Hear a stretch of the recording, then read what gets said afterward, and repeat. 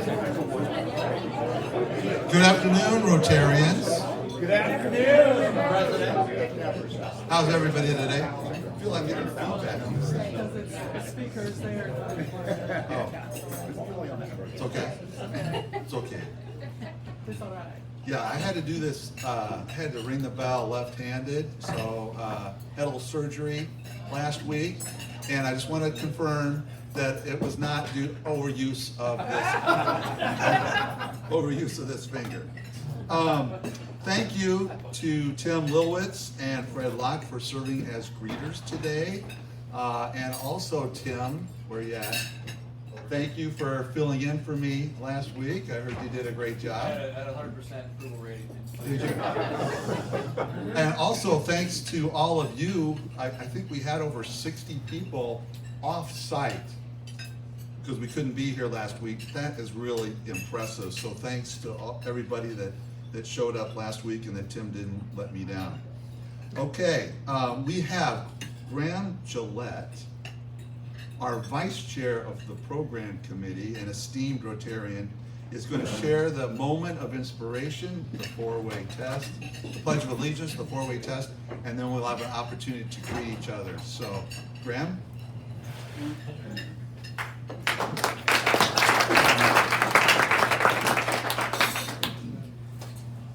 Thanks, everybody. Soon will be Veterans Day, and with that in mind, will all who are in the room who are veterans please rise?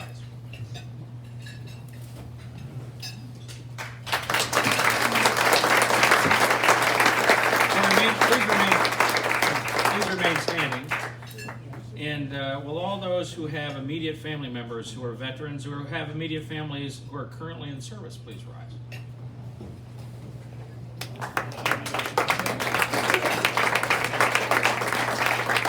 Please remain standing, and I'd like everybody else to stand up. And I do that to make a point. As Americans, we all have a role to play.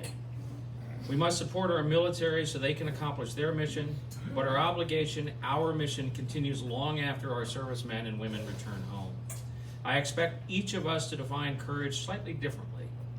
At this Veterans Day program, our definitions of courage may be inspired by an image of a soldier standing watch in a sandy, desolate outpost, a Marine holding the wall amidst a swirling cloud of turmoil, a Navy officer at the con of a destroyer as it plows through the murky waters of a disputed strait, an airman securing a lonely night sky 4,000 miles from home, or a member of the medical corps who ignores all risk, determined to provide aid.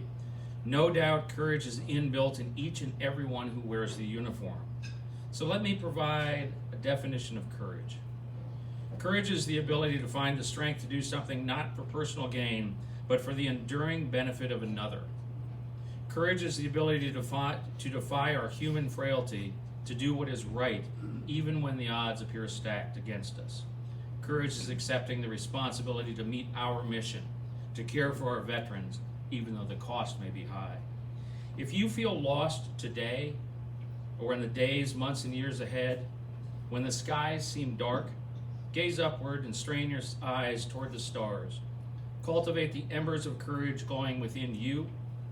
Find the courage and the fortitude to offer a hand despite your being neglected. Rise above your prejudice to uplift others despite perceived or even real differences. Courage to do the work that needs doing is not found in only those who don the uniform.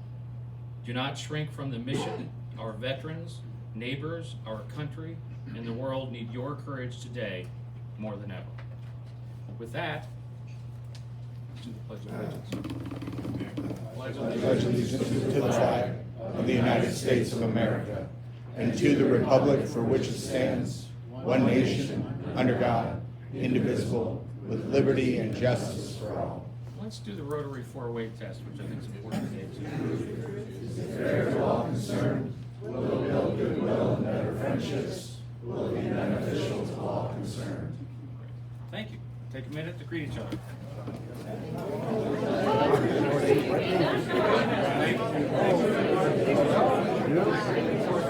How are you today? Thank you. Good to see you, friend.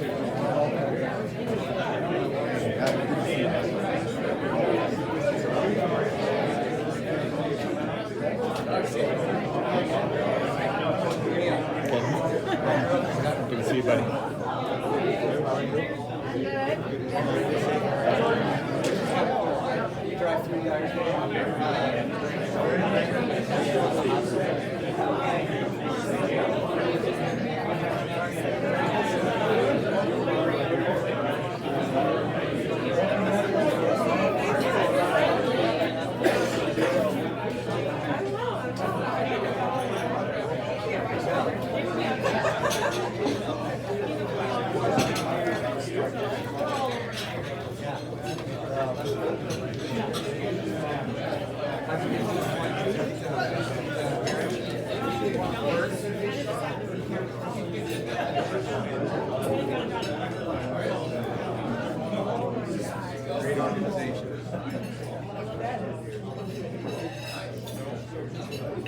All right, everybody, thank you for that.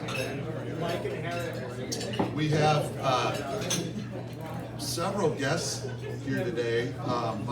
By the way, it's a great group out here, and it's good to see such a large group of folks out there today. And we have a number of guests. So I will be introducing our guests with us. We ask you to please stand when I call your name and remain standing, and then we will recognize you all at once. So first, I have Leah Rubish, Holmes Murphy Client Executive, a guest of mine and hosted by Brittany Freund. We have Kevin Quinn, a retired physician, guest of Steve Seipel. We have Proctor Lerman, CEO of Rawlins Medical Center and a guest of Graham Gillette. And we have Dan Kuster, Public Affairs with the VA, guest of our speaker. Welcome, everyone.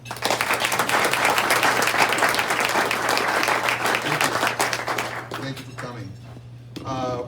We have a birthday among us. I don't think she's here today, Ann McFarland. So if you want to send Ann a little birthday wish, that would be great.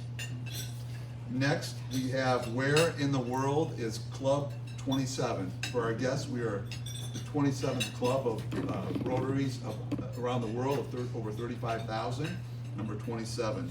So we have Carl and Peg Schilling in Mount Horeb, Wisconsin, at the troll capital of the world.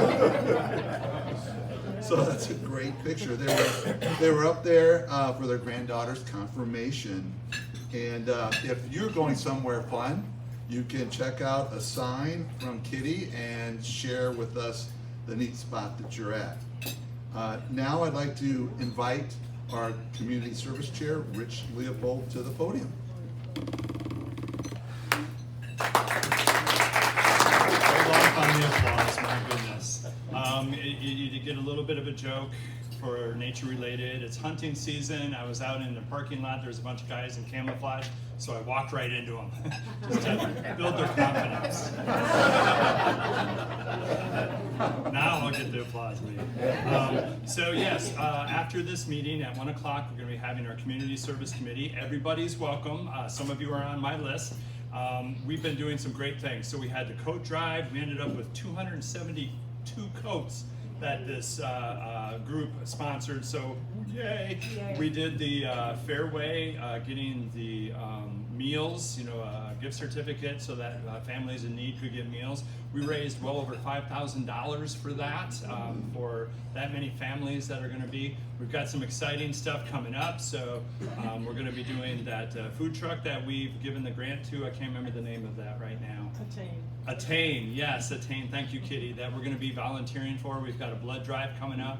We got an Earth Day event in the spring, and maybe a couple of other things too. So if you could, guarantee the meeting won't be longer than a half hour. From 1 to 1:30, we're meeting in the back room back there. So thanks for your attention.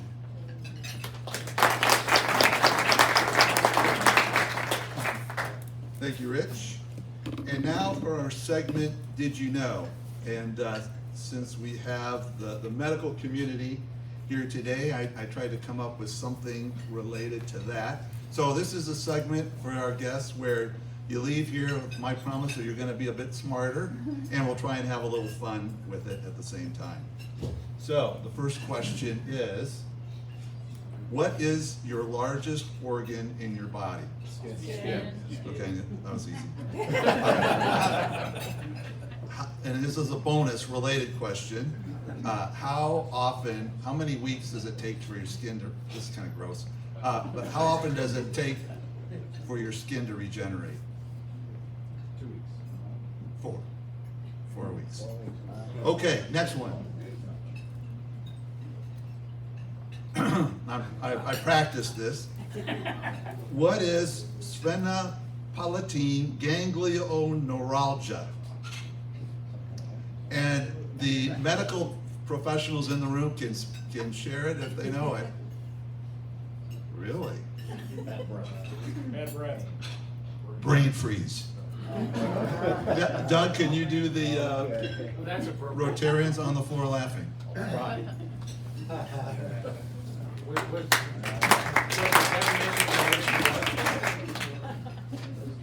He gives me a brain freeze. All right. So this week, we, hopefully most of us went out and voted for legislators, the people that make laws for us. We have to be a civilization that has laws, otherwise everyone just runs amok, it's total chaos. And without certain laws, society just falls apart. So I've got a list of some of these laws that really keep us in line. And these have all been verified on the internet, so you know what's happening. By at least 2 sources. In Alaska, even though it is legal to hunt a bear, it is illegal to wake up a bear and take a picture of it. In Iowa, a man with a mustache must never kiss a woman in public. A little concerned about that. 32 years ago when I got married, I had a mustache. Hopefully the statute of limitations is run on that. In Kentucky, by law, every citizen is required to take a shower at least once a year. However, in Cheyenne, Wyoming, citizens may not take showers on Wednesdays. Again, we have to have law and order. In New Orleans, you may not tie an alligator to a fire hydrant. Just think of all the bad things that could happen. And it gets worse. In Minnesota, a person may not cross state lines with a duck on top of one's head. And we've got to prevent things like that from happening. In Nebraska, a parent can be arrested if her child cannot hold back a burp during church services. And maybe Skeet can tell us about this. In Oklahoma, people who make ugly faces at dogs can be fined or jailed. Okay. In Kentucky, it is illegal for a woman to marry the same man more than 3 times.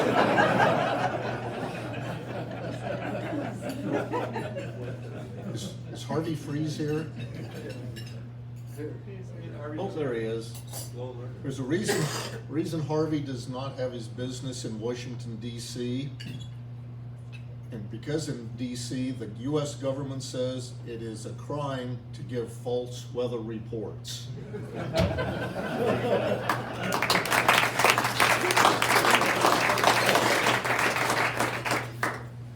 Great job, Doug. Now we'll have Graham Gillette back.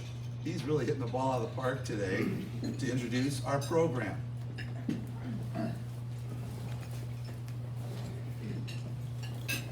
Our speaker today is Lisa Kearns. Lisa is the medical director of the VA Central Iowa Healthcare System, so very appropriate today. Lisa is a Iowa native from Knoxville. She received her RN, a registered nurse degree from Iowa Methodist School of Nursing, and then she received a bachelor's from the University of Iowa, a little place over in Iowa City, and her master's of health administration. She came back to Des Moines and received that from Des Moines University. She has served with the VA in many different locations in Des Moines, in Kansas, South Dakota, before returning to be medical director here in Des Moines in 2023. She's going to tell you a little bit about the system, but prior to her coming back to Des Moines, she was medical center director of the VA Black Hills Healthcare System. She has over 29 years of healthcare experience in the provision of care to veterans within the VA healthcare system. She has held numerous roles, increasing responsibility. She currently holds a certification as a fellow member Green Belt, as a member of the American College of Healthcare Executives, and the VA ACHE Regent Advisory Council member. In 2011, Ms. Kern's prosthetic team here in Des Moines received the Prosthetic Service of the Year award from, which was a national award. In 2016, she was named by the Undersecretary of Health as a gold status fellow for her work with the development and spread of the promising practice of the Jumpstart program, which is an onboarding program for new employees at VHA, and has been spread across the enterprise to multiple VA healthcare systems. It is an honor to have Lisa Kearns here today as our speaker.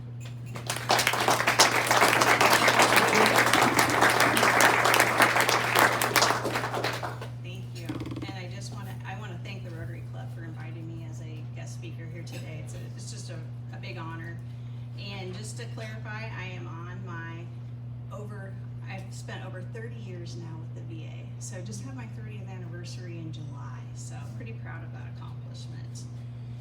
Just a little bit more about me. I started my career as a registered nurse in VA healthcare system in Knoxville, Iowa. And during that time, I also was the clinical coordinator for extended care and rehab. I was a nurse manager, and eventually I got into the prosthetics program as the chief of prosthetics. And at that time, it was around 2007, the campuses merged together. So the Knoxville VA Hospital and the Des Moines VA Hospital merged together, and I merged the two prosthetic departments up into Des Moines. So it's just been a really big honor to serve veterans over my 30-year career, and most of that career has been spent with VA Central Iowa, so it's an honor to be back here. We can go to the next slide. So just a little bit about our VA hospital here in Des Moines. The hospital opened actually was constructed in 1933. So it's about a 91-year-old facility. And we opened in 1934 with we had a 300-bed capacity at that time. And then in 1996, the VA announced that the Knoxville VA healthcare system would merge with the Des Moines VA healthcare system. There we go. Is that a little bit better? All right, thank you. We announced that we would merge with the Des Moines VA healthcare system. And then the Secretary of Veterans Affairs, which was Anthony Principi, announced on January 7th, 2005, that the Knoxville VA hospital would close. So the last Knoxville patient was moved to the new extended care building in Des Moines in 2009. Today at the VA, we serve approximately 39,000 veterans. We have approximately 1,700 employees, and we're accredited by the Joint Commission and the Commission on Accreditation of Rehab Facilities, or what we call CARF. We go to the next slide. So our VA hospital, we're located on 47 acres in northwest Des Moines. We're part of a Vision 23 network, which covers the states of Iowa, Minnesota, Nebraska, North Dakota, South Dakota, and portions of Illinois, Kansas, Missouri, and Wyoming. We serve more than 440,000 enrolled veterans in our network, and we also have approximately 15,000 employees in our network. Go to the next slide. So our mission, we have a very powerful mission that I have up on the screen. We also have very powerful I-CARE values: integrity, commitment, advocacy, respect, and excellence. Those I-CARE values define our culture, and they strengthen our dedication to those veterans that we serve, and they provide a baseline of standards of behavior that we expect from all of our VA employees. These I-CARE values remind us and others that I care. I care about my fellow VA employees. I care about those who have served. I care about choosing the harder right versus the easier wrong. And I care about performing my duties to the very best of my abilities. We go to the next slide. Today, our healthcare system is a full-service medical facility. We have the capacity of 218 beds. Of those beds, we have 181 today that are activated. We're looking at every day on how we can increase our census. We know that we want to provide more community living center, or what we call CLC, long-term care beds in our facility. And we're working on opening even more of those beds so that we can serve more veterans as our population of veterans is aging. So we'll go to the next slide. And I wanted to share just a little bit about the services that we provide at VA Central Iowa. So we do have an emergency department, a surgery service, a dental service. We have women veteran healthcare services. We have a full service of mental health services that include suicide prevention, PTSD, military sexual trauma, substance use disorder, psychology, psychiatry, and then multiple specialty care services that I have listed out for you on this slide. Some of those include audiology, pain management, gastroenterology, pulmonology, podiatry, among many others that are on the slide. Go to the next slide. And I couldn't not mention all the support services that we have at our hospital that support our our medical services, and some of those include our lab, our radiology, our prosthetics department, our supply department. We have our own police department, our own chaplain service, and we have many others that are listed here for you to look at, to include engineering, business office, etc. Go to the next slide. So our services in mental health, we have many, and I want to just highlight a few of those here. We have an inpatient psychiatric unit for our acutely mentally ill patients. We also have a residential programming for mental health issues such as PTSD, substance use disorder, etc. As well as outpatient, individual services, couple services, or even group offerings. We provide those in person and via telehealth options. And we also additionally provide intensive community mental health recovery. We also provide psychosocial rehabilitation and recovery center, a VOC rehab program, and we have crisis resources. We'll go to the next slide. And this is one of the areas where our staff had a summit this fall, September 20th. We were at the Polk County Veterans Affairs in Des Moines, downtown Des Moines, and this summit was where we got together with the community, our employees, veterans, families, community health and wellness providers, and just collaborated on the needs of veterans in our community and how we could partner together. We had 40 participants, and it was really a successful event overall for us. Go to the next slide. We also partner with the National Alliance on Mental Illness, or NAMI, primary health care, to provide health care and supportive services to all regardless of their insurance or their immigration status or their ability to pay. And then at the VA, I've listed again the services that we provide veterans, to include suicide prevention. We have a vet center. We work with both rehab, substance use, housing for our homeless. I haven't mentioned that yet. Caregiver support program that we have, as well as battlefield acupuncture, whole health, and a minority veteran program. Go to the next slide. So our VA homeless program, I had the opportunity this summer to ride along with our staff, and I got to participate in a point and count time for our homeless veteran population with the community, and it was just a really rewarding experience that I was able to have. And we visited sites around the community in the metro where we had documented veterans living outside, and made contact with them to provide them the resources to, and also maybe in some cases to reinforce that we have homes for you in places, and we see that you're still living out here amongst your peers, and we want to really encourage you to go to those resources and get shelter.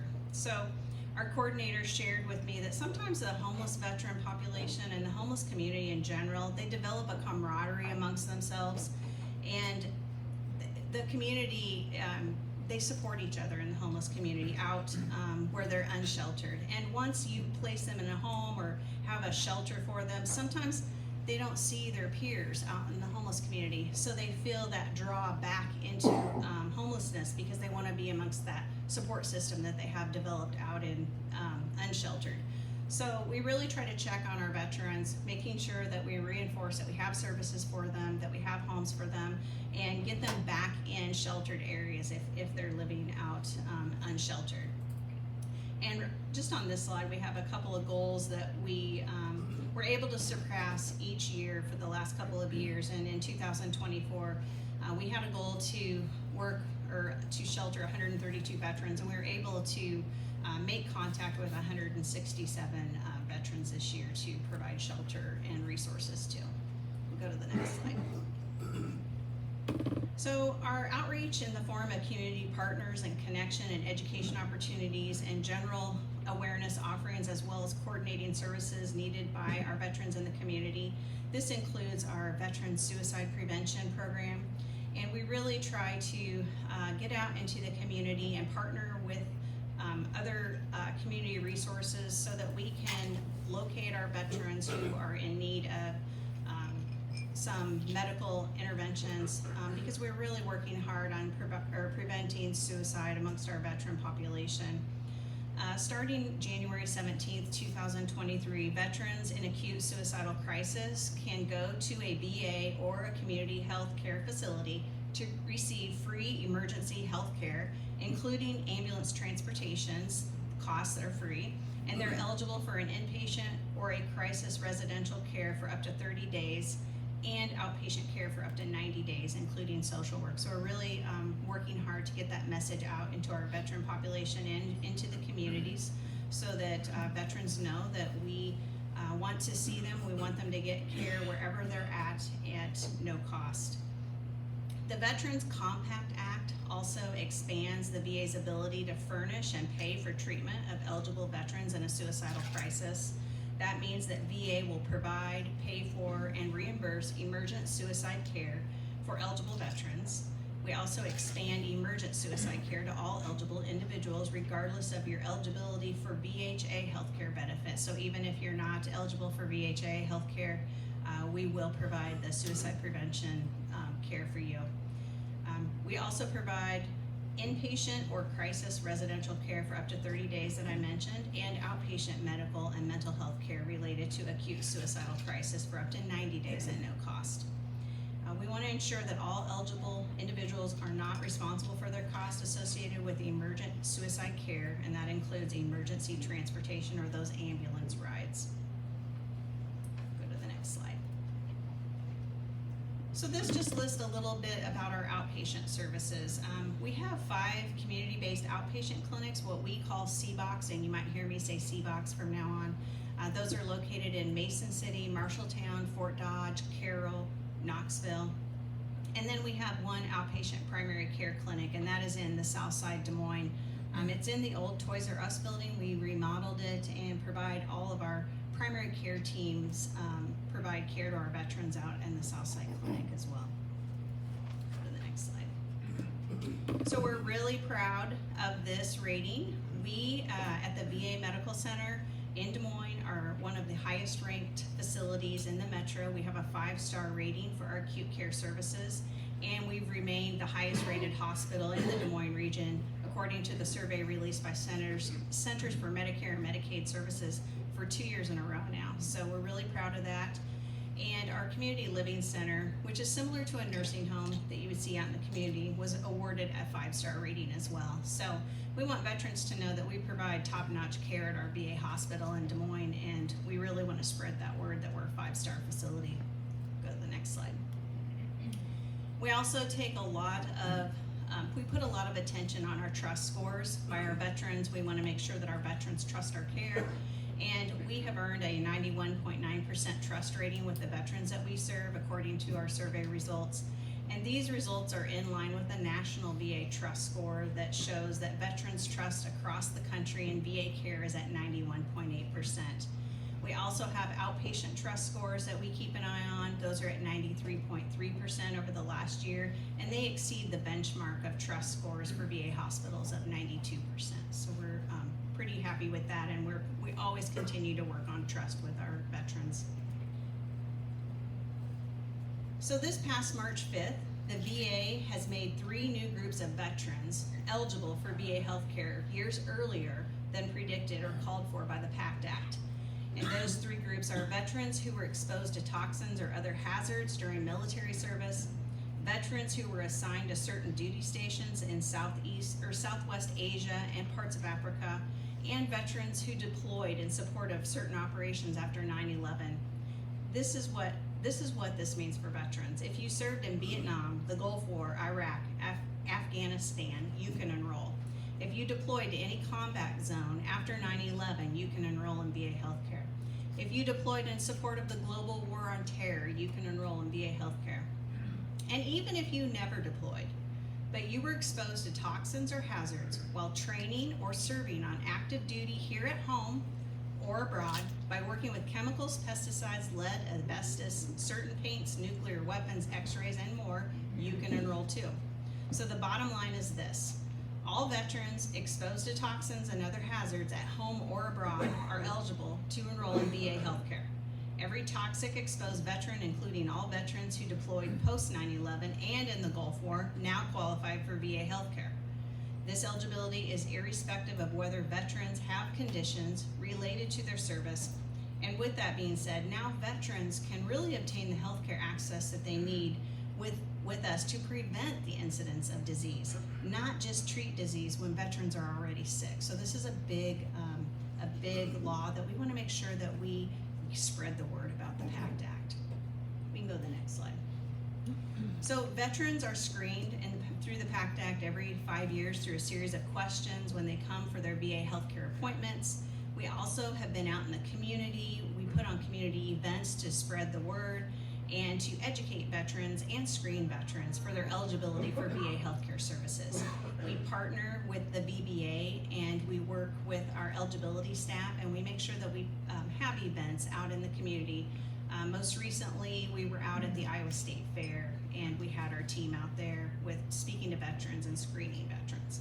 We'll go to the next slide.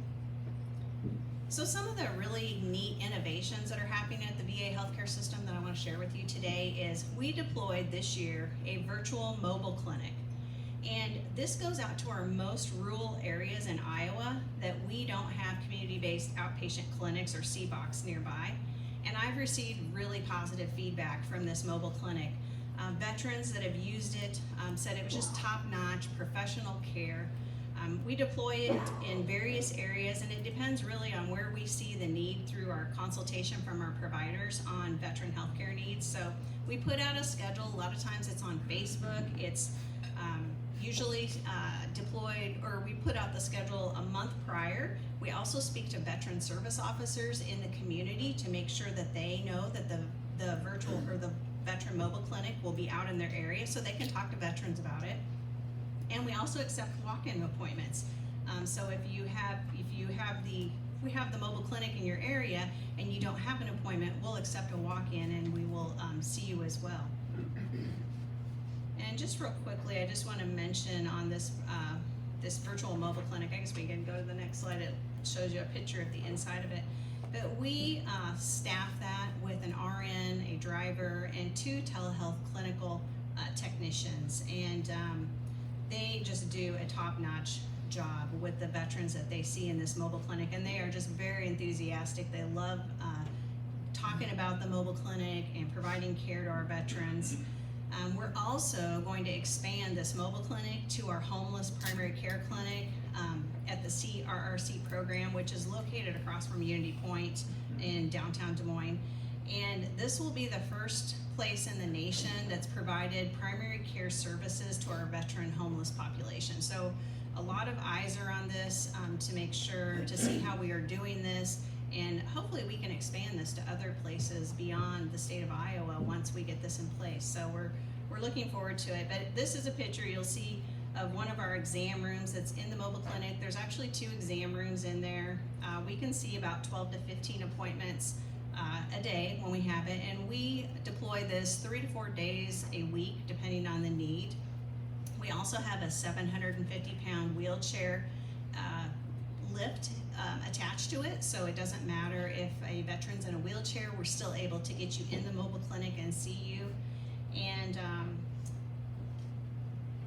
We also have a lab area and a workstation and a refrigerator so that we can bring labs back to the medical center and run them once we have taken the veterans' blood work or whatever we need to do on that. We'll go to the next slide. The next innovation that I want to talk to you about is we use a program with our virtual reality goggles for veterans, and this program treats multiple issues, and you can see those issues are listed on the slide, but it includes musculoskeletal imbalances, strength, range of motion deficits, falls, if you have balance issues.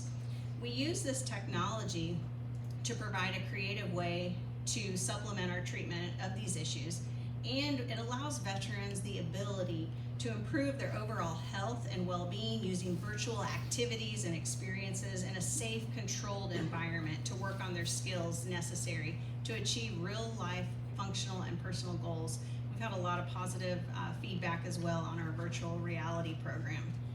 Go to the next slide. This is just some of that feedback that we've received from the virtual reality goggles. It allows them to safely exercise and regain mobility that they were struggling with for balance and falls. It allows veterans to enjoy activities that they once thought that they had lost. Another one is virtual reality helped improve my range of motion, my strength, and my endurance while rehabbing my shoulder and made it fun. So I think it's just a really cool innovation that we're putting into practice with our physical medicine and rehab program at the hospital. We'll go to the next slide, okay? So this is just a few pictures of some community-based outpatient clinics that we have opened over the last couple of years. Up the left at the top, we have a ribbon cutting in Mason City in 2021. In the middle is our Marshalltown CBOC. I just did that ribbon cutting this year. And over to the right, we have our South Des Moines clinic up at the top in 2022 that opened. And then at the bottom on the right, we have our Fort Dodge clinic that we opened in 2022. And I just would say that the VA has the 5 CBOCs. We've updated or opened new CBOCs in all of our locations so that we have the most state-of-the-art facilities out in the community to provide modern health care to our veterans. So we're really excited to be able to do that. Go to the next slide. We also opened a new warehouse, and we had in this picture, we had the network director that I spoke about earlier from Vision 23. We had the network director there when we did that ribbon cutting, and we're able to open that this summer and just share with him, and all of our employees are in the background, of the warehouse employees are in the background, and some of our engineering staff. Really proud of this. This warehouse is now connected to the hospital. Before, it was down the hill. It was a very old building. The staff were taking supplies, putting them on a truck, taking them up the hill and unloading them. Now they can just go from the warehouse straight into the hospital to deliver supplies and services for our hospital. So they were really excited about this new warehouse. It also includes a new area for our secured mail system and staff offices. So it's a great addition to our campus. We'll go to the next slide. So this is the Marshalltown CBOC that I was talking about that I did the ribbon cutting for this summer, and the clinic opened August 29th. The building is about 11,500 square feet, and it houses 2 of our primary care teams. It houses also specialty clinics and other supporting services in that community-based outpatient clinic. Go to the next slide. This is our work in progress. This is our intensive care unit, and we are renovating our 5th floor of our main hospital right now. We anticipate this renovation to be complete about the spring of 2025. When that's complete, this space will consist of 9 single patient rooms, each with their own restroom. Currently, our ICU does not, it's double occupancy. They also share bathrooms with each other, the rooms. So this will be just a really nice addition. The rooms are very small also in our current ICU, so this will get us back up to code and have a nice private room for each of our veterans with their own restroom. Go to the next slide. And this is in the works. We don't have this happening yet, but this is going to be our new lab addition. So with modern medicine, you have modern modern equipment. And with a 91-year-old building, you have to expand your spaces. So we're expanding our laboratory area. It's going to be a 9,830 square foot building expansion onto our hospital. It will have a basement and a first floor. And it's just a modern space so that we can provide histology, molecular testing, microbiology, and laboratory services to our veterans.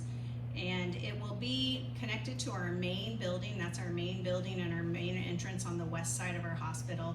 It'll be between Building 3, which is our administrative building, and the main building. So excited about that. That should start, I believe, in spring of next year as well. Go to our next slide. This is our Carroll community-based outpatient clinic. We've done some renovations to this clinic. This is located in St. Anthony's Hospital in Carroll, Iowa. We love the space and we love partnering with St. Anthony's Hospital. And we have moved our audiology into our old pharmacy space in this clinic. We've also created a hub space. We've put access from our toilet that we gather specimens from to our laboratory in that space. We've also updated our women's health in the area, and we're also updating for our electronic health record that's coming to us. We don't know when yet, but we're still updating our IT closets across all of our medical centers to get ready for that when that does come. And I also wanted to just mention that we do know that we have a need for a community-based outpatient clinic in Ames, Iowa. We are pursuing that. We have not had any luck finding an as-built lease in Ames or around that area. So we're now preparing to submit for a newly constructed lease space in the Ames area. And we're at the beginning stages of planning for that. So we will be pursuing that somewhere within this catchment area. This is a heat map that shows where we have approximately 3,000 veterans in this area that may or may not be using VA healthcare services. So we want to make it more convenient for them and get a clinic up in their area so that they don't have to come to the south side of Des Moines for their care, or they don't have to go to maybe the Marshalltown or the Fort Dodge area for their care. So looking forward to this. Also, we haven't included the Iowa State students that are actually up in Ames, and we're going to make a concerted effort to target them for their care that they need while they're a student at college. We may have some veterans up there that we want to make sure that they know that we have medical services available to them if they need them. We also have the potential to increase our female veteran population in this area by about 186 in the Story, Boone, and Hamilton counties. And it's just an opportunity to provide healthcare services in this community where there's really a potential to gather more veteran services. And with that, I would just, I think I'm coming to the end of my presentation, but I just want to add that all of you are advocates as well for us to provide care. If you know of veterans who aren't receiving care at our VA hospital, we would love to have them contact us so that we can continue to provide the best health care for our veterans. And then when we don't have healthcare services available, we also provide community care services. We partner with our community hospitals and provide care wherever the veteran's located. We're about bringing care to veterans where they're at. So with that, I would like to entertain any questions that you might have for me. Yes? I've heard that alcohol has quite a bit of toxicity. I must have ingested an awful lot of the officers' clubs when I was there. It probably doesn't qualify for the FACT Act, right? I don't know, but you can certainly contact your representative and find out.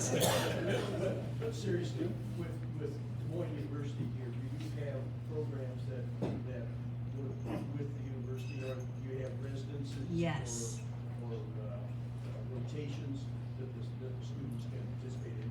That's a great mention of that. I didn't mention, we have partnerships with Des Moines University. We actually see a lot of their students rotate through our hospital. We've had physical therapy students rotate through there. DOs, doctors of osteopathic medicine, rotate through there. So yes, we do have a Des Moines University partnership, and I'm a graduate of Des Moines University, so I just really have a soft spot for Des Moines University as well. So. Yes.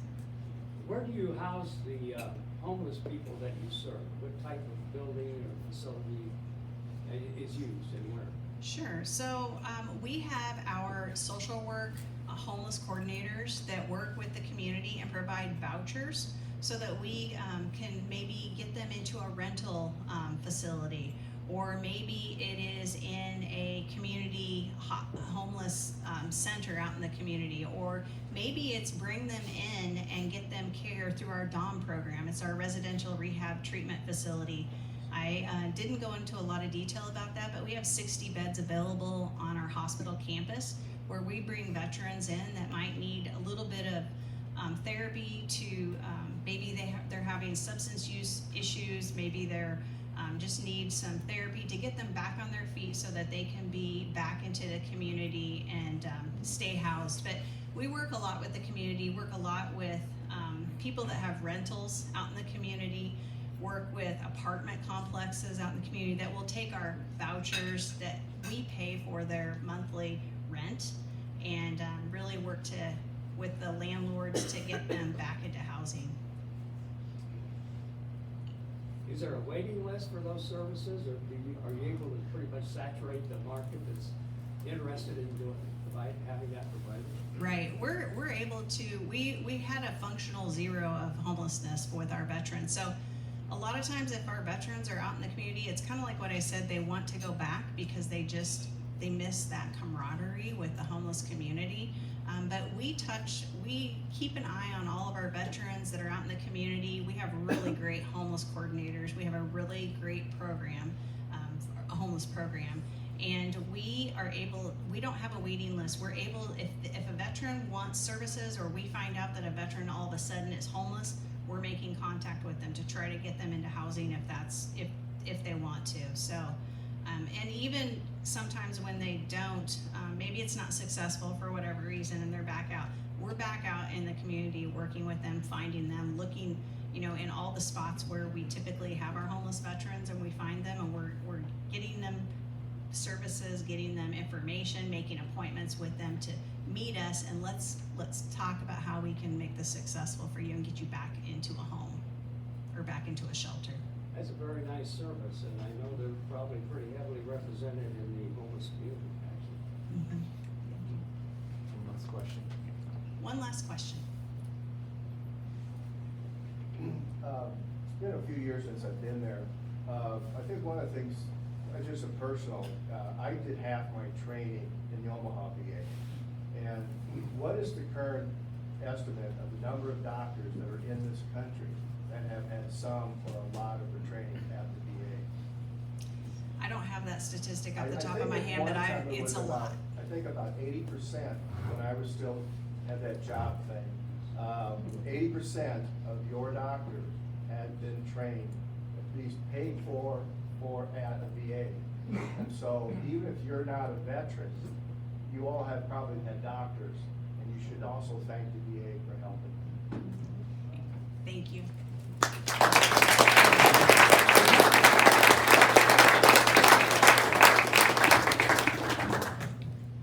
Lisa, thank you for your great presentation. Had no idea all that you do there. So thank you for all the work you do for our veterans. Upcoming meetings. We will not be here, so don't come to the Embassy Club on November 14th.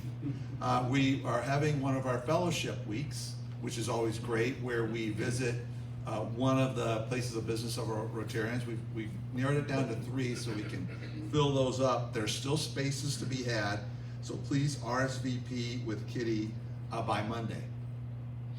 On the 21st, we will have Sally Dix, the Executive Director of Bravo Greater Des Moines. So that's a great opportunity to bring a guest. And then November 28th, we're taking that off for Thanksgiving. Upcoming events.